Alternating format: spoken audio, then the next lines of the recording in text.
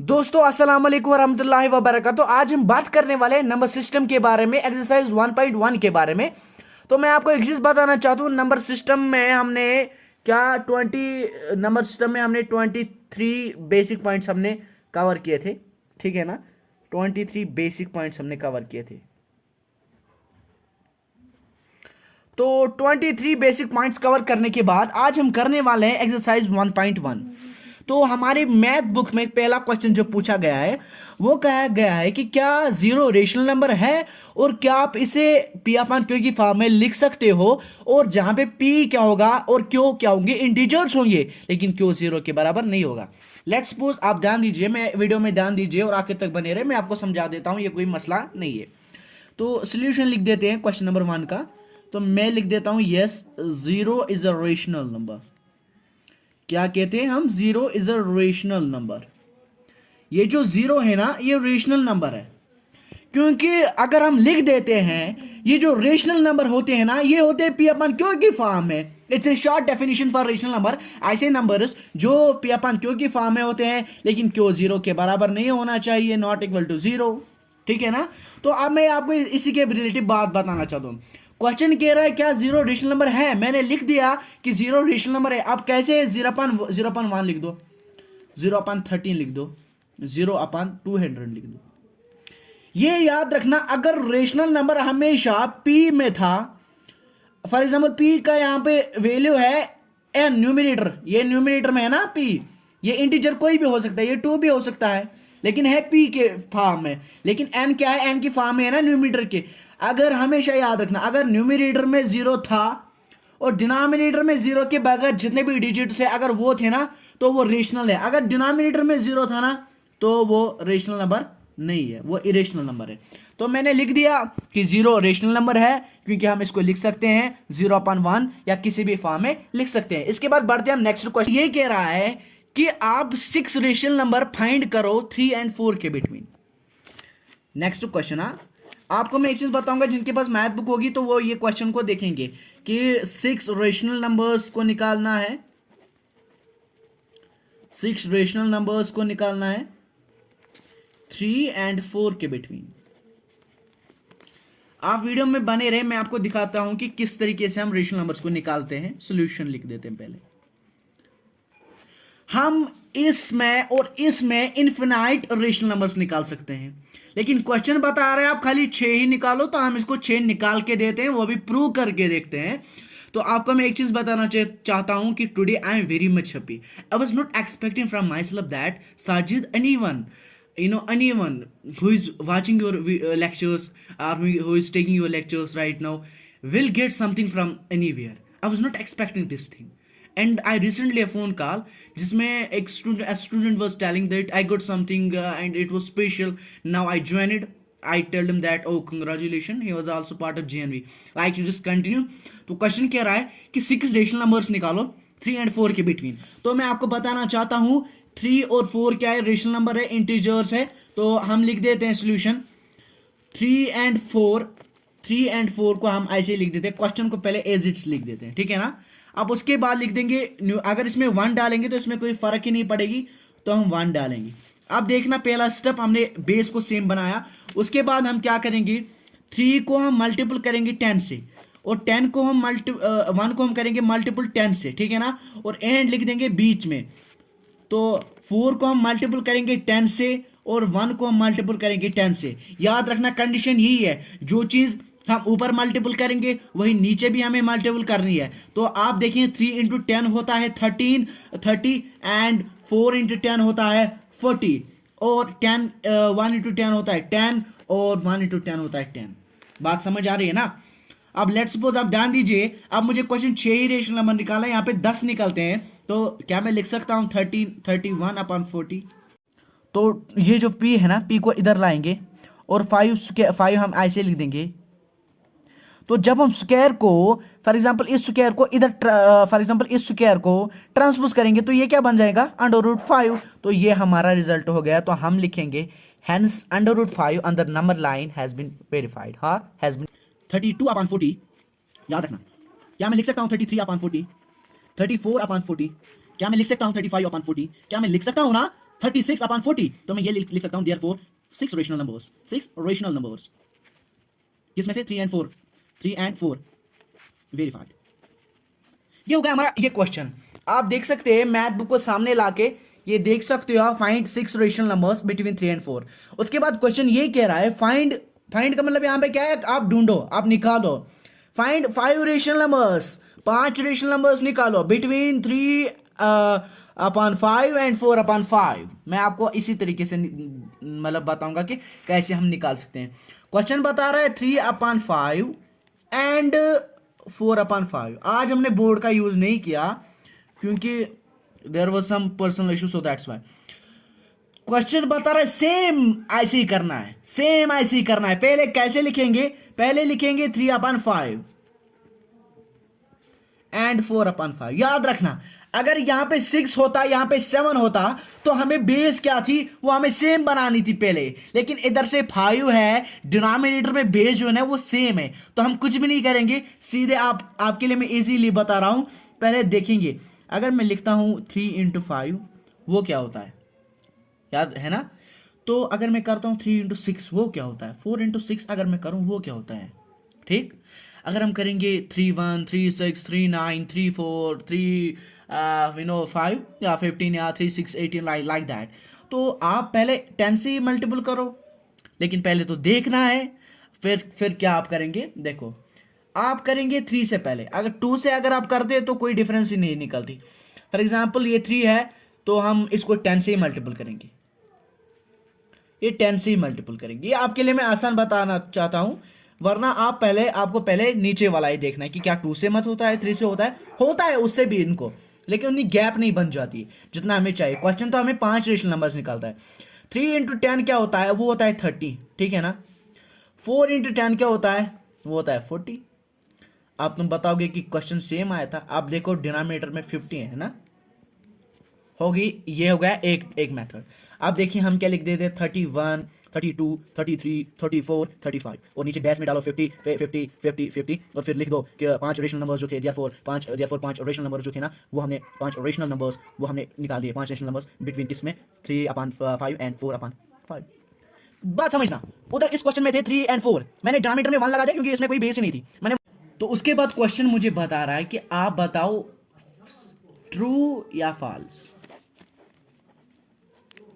ठीक है ना, ट्रू या फॉल्स। क्वेश्चन कह रहा है कि तमाम इंटीजर्स क्या होते हैं भाई, क्या होता है, इंटीजर्स लिखते हैं शॉर्ट में, ठीक है ना। इसका मतलब कि अभी और है, शॉर्ट में लिख देते हैं तमाम इंटीजर्स, ठीक है ना। तो नहीं, हम ये लिख देते हैं, आप फिर क्रिटिसाइज करेंगे इस पे भी, ठीक है ना। तो क्वेश्चन कह रहा है कि तमाम इंटीजर्स जो है ना वो क्या है, होल नंबर है। मुझे समझाओ कि क्या तमाम इंटीजर्स होल नंबर्स हो सकते हैं, हाँ। तो क्या तमाम इंटीजर्स होल नंबर्स हो सकते हैं, नहीं। इंटीजर्स फॉर एग्जांपल यहाँ पे एक नंबर लाइन ड्रा करेंगे और नंबर लाइन को ड्रा करने के बाद यहाँ पे ओरिजिन पॉइंट रखेंगे 0, ये होता है 1। फॉर एग्जांपल ये 2 होता है, ये 3 होता है, ये 3 होता है, ये 4 होता है, ये 5 होता है एंड सो ऑन ना। यहाँ से होते हैं -1, -2, -3, -4, राइट, ऐसे होते हैं। तो ये होता है combination of positive integers and negative integers along with 0, ये होते हैं इंटीजर्स। अब होल नंबर्स खाली ऐसे नंबर्स होते हैं जो स्टार्ट होते हैं 0 से, 0, 1, 2, 3 and so on to infinite, right. तो ये होता है होल नंबर्स। तो इनके बीच में बहुत सारी डिफरेंस है, तो हम ये कहेंगे कि every integer is not a whole number. इसको हम फॉल्स देंगे कि ये जो था ये गलत है, तो इसको लिख देंगे हम फॉल्स, ठीक है ना। उसके बाद क्वेश्चन बता रहा है every natural number is a whole number. हाँ, फॉर एग्जाम्पल 1 जो है ना, 1, 2, 3, 4, 5, 6, 7, 8, 9, तो ये क्या हो गए, नेचुरल नंबर्स। अब होल नंबर 0 स्टार्ट होते हैं, लेकिन 2, 3, 4, 5, 6, 7, 8 और 9, ठीक है ना। तो ये क्या होते हैं फिर, ये भी मतलब करेक्ट इसकी ऑप्शन है कि तमाम नेचुरल नंबर्स के होते हैं वो होल नंबर्स होते हैं, बिल्कुल वो होते हैं। और उसके बाद क्वेश्चन बता रहा है कि अब आप बताओ कि रेशनल नंबर्स जो तमाम है ना, क्या वो होल नंबर्स हो सकते हैं। इसके लिए मैं एक चीज़ बताना चाहता हूँ। फॉर एग्जाम्पल हम लिख देते हैं every rational number. Rational number क्या होता है, जो हम पी अपन क्यू की फॉर्म में रिप्रेजेंट कर सकते हैं, है ना, लेकिन क्यों वहाँ पे जीरो के बराबर नहीं होना चाहिए, ठीक है ना। ये हो गया हमारा रेशनल नंबर। लेकिन जब हम रेशनल नंबर को डीपली पढ़ेंगे ना, तो हमें टर्मिनेटिंग वो सब चीज़ें, वो मैंने पहले ही बताई है, जिसमें से मैंने आपको बोला कि 23 पॉइंट्स हमने डिस्कस कर लिए थे, और मे बी 29 तक भी हमने टच कर लिया था। फॉर एग्जाम्पल अब आप बताओ कि होल नंबर्स मैंने बताया जो जीरो से स्टार्ट होते हैं, हम कहेंगे फॉर एग्जाम्पल अगर हम लिख देते हैं 1/100, 2/3, राइट, ऐसे नंबर्स, तो हम ये कहेंगे देयर इज पॉसिबिलिटी, वहां पे पॉसिबिलिटी है कि तमाम ऑल रेशनल नंबर्स मे और मे नॉट बी, होंगे भी और नहीं होंगे भी, मे नॉट बी। तो इस तरीके से हम ये कहेंगे कि तमाम रेशनल नंबर्स है वो होल नंबर्स है, हर कोई इंटीजर वो होल नंबर नहीं है, और हर कोई रेशनल नंबर जो है वो होल नंबर हो सकता है, लेकिन देयर इज पॉसिबिलिटी, हो भी सकता है और नहीं हो भी सकता है। तो ये हो गया हमारा एक्सरसाइज 1.1 कंप्लीट। इसके बाद हम एक्सरसाइज 2.2 करेंगे। तो एक्सरसाइज 1.2 में खाली एक ही क्वेश्चन इंपॉर्टेंट है, that is show how √5 can be represented on number line. तो वो हम दिखाते हैं। तो अब मैं आपको बताऊंगा कि आप कैसे √5 को नंबर लाइन पर रिप्रेजेंट कर सकते हो। सबसे पहले हम एक नंबर लाइन ड्रा करेंगे। लेट सपोज मेरे पास अभी मतलब how I will handle the phone in my hand and after that I will show, मतलब एग्जैक्टली। तो मैं आपको टेम्पररी दिखाता हूँ, मतलब कंसेप्ट होना चाहिए, फिर आप खुद कर सकते हो। पहले तो हम 0 को दिखाएंगे, उसके बाद सेम यूनिट्स की डिस्टेंस रख देंगे 1, उसके बाद यहाँ से 2, जितने आप 0 to 1 रख देंगे, 1 to 3, 1 to 2, 1 to 3 and 3 to 4 आपको वैसी सेम डिस्टेंस रखनी है। और अगर आप इस यहाँ से -1 भी लिख दोगे तो कोई फर्क नहीं पड़ेगा, क्योंकि हमें √5 को रिप्रेजेंट करना है। तो √5 फॉर एग्जाम्पल हमें रिप्रेजेंट करना है, तो मैं लिख सकता हूँ ना, √4 + 1, ऐसे भी लिख सकते हैं 2 स्क्वायर + 1 स्क्वायर। हाँ, तो राइट एंगल ट्रायंगल बनाने के लिए फॉर एग्जाम्पल आप मतलब यहाँ से इसका 2 यूनिट्स का रख देंगे, यहाँ से 1 और यहाँ से √5। बात समझना, क्योंकि मैंने यहाँ से बोला नहीं 2 क्यों आया, 2 स्क्वायर हम कर देंगे +1 कर देंगे तो उसका √5 आ जाता है, ठीक है। तो मैं आपको बताऊंगा सबसे पहले हम क्या करेंगे, 1 और 2 के दरमियान फॉर एग्जाम्पल हमें कितनी यूनिट्स की ये चाहिए, 2 यूनिट्स की, तो हम ऐसे करेंगे। फॉर एग्जाम्पल आप देखना, एक सर्कल ड्रा किया 180 का, एक सर्कल हमने ड्रा कर दिया 180 का, और इसमें यहाँ पे हम 60 डिग्री का काट लेंगे। क्या लेंगे, 60 डिग्री का हम काट लेंगे। यहाँ से और एक काट लेंगे जो कि हम लेंगे 120 डिग्री का, 120 डिग्री का हम काट लेंगे। बात समझना, पहले 60 डिग्री का, पहले 180 का हम सर्कल ये ड्रा करेंगे 180 डिग्री का, उसके बाद 120 और 60 का कट करेंगे, है ना। तो उसके बाद देखो हम क्या करेंगे, उसके बाद हम इस वाले पॉइंट को और इस वाले पॉइंट को ऊपर रख देंगे। फॉर एग्जांपल मतलब जिस जगह पे इंटरसेक्ट होंगे, पॉइंट ऑफ इंटरसेक्ट, यहां से 1 से मतलब 0, हाँ 10 से हम कहेंगे, यहां से यहां तक 2 यूनिट्स की डिस्टेंस थी। कितनी, 2 यूनिट्स की डिस्टेंस चाहिए थी, बात समझना। और यहां से यहां तक कितनी चाहिए थी, 1 यूनिट्स की डिस्टेंस चाहिए थी। मैंने बोला कि मैं स्केल के थ्रू आपको प्रॉपरली दिखाता, एग्जैक्टली दिखाता, लेकिन अब अगर थोड़ा लाइन में ऐसा हो जाए तो आप समझने की कोशिश करना हमें करना क्या है, कैसे हम रिप्रेजेंट कर सकते हैं, ठीक है ना। तो यहां से ये क्या है, पॉइंट ऑफ इंटरसेक्ट है, यहां से यहां तक हमने एक लाइन ड्रा की परपेंडिकुलर 1 यूनिट की, और यहां से जो ये बेस थी ना, यहां से वो कितनी थी, 2 यूनिट्स की थी, ठीक है ना। और उसके बाद हमने क्या करना है, हमने 0 को हमने ऐसे एक लाइन ड्रा करनी है, रेडियस मानना है, इसका वैल्यू क्या आएगा, √5। अभी तो हमने √5 को रिप्रेजेंट नहीं किया नंबर लाइन पे, अब जिस पॉइंट पे पॉइंट ऑफ इंटरसेक्ट मतलब जिस पे 60 डिग्री की एंगल और 120 डिग्री की मतलब ये कट जो था ना, जो वहां पे इंटरसेक्ट कर रहा था ना, उस पॉइंट को हमने एक रेडियस माननी है। अब रेडियस जब हम मानेंगे ना, तो देखो रेडियस मानने के बाद हम क्या करेंगे, फॉर एग्जांपल यहां से यहां तक √5 था, और उसके बाद हम करेंगे यहां से हम यही सेम यूनिट लेंगे। अगर हम वो फिर ऐसे लेंगे ना, तो इस जगह पे √5 रिप्रेजेंट हो रहा है नंबर लाइन पे। आपको समझ बात आ रही है ना। पहले हम क्या करेंगे, एक नंबर लाइन ड्रा करेंगे, उस पे सेम यूनिट्स की डिस्टेंस रखेंगे। तो पहले हमें उसके बाद एक राइट एंगल ट्रायंगल बनाएंगे। पहले हमें देखना है √5 को नंबर लाइन पे प्लॉट करने से पहले √4 को देखना है। उसके बाद हम 180 का एक सर्कल बनाएंगे, फिर उसके बाद 60 डिग्री का कट और 120 डिग्री का कट लेंगे और उनको ऊपर ज्वाइन करेंगे, जहां पे वो इंटरसेक्ट करेंगे आपस में, पॉइंट ऑफ इंटरसेक्ट उनका होगा। उसके बाद हम इसको रेडियस मानेंगे, स्केल खोलेंगे या कंपास, अगर आपको मिड पॉइंट भी ढूंढना होगा ना, तो आप 0 से यहाँ पे लेके जाएंगे और कट करेंगे, या फिर आप इसको रेडियस मानेंगे √5 through scales and through compasses you will find all the things in it.